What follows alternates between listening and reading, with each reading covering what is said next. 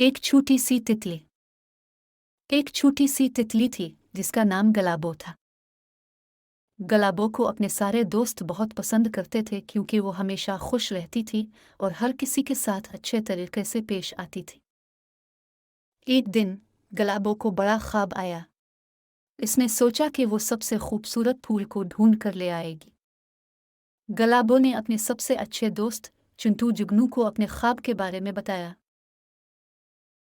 चिंटू ने गलाबो का साथ दिया और दोनों मिलकर फूलों की खुशबू भरे बाग में चले गए। वहां पहुंचकर गलाबो ने एक खूबसूरत गुलाब का फूल ढूंढे, मगर फूल तक पहुंचने के लिए इसको एक लंबा सफर तय करना पड़ा।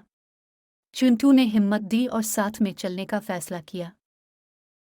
सफर के दौरान गलाबो और चिंटू ने कई मुश्किलात काटी, पर उनका दोस्ती और एक दूसरे की मदद ने उन्हें हर मुश्किल से लड़ने की हिम्मत दी।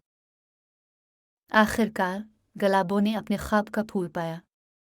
जब वो इसे अपने घर लेकर गई, सब लोग उसकी खुशी में शामिल हुए। गलाबो ने समझा कि सच्ची दोस्ती और साथ मिलकर मुश्किलात का सामना करना ही असल खुशी है।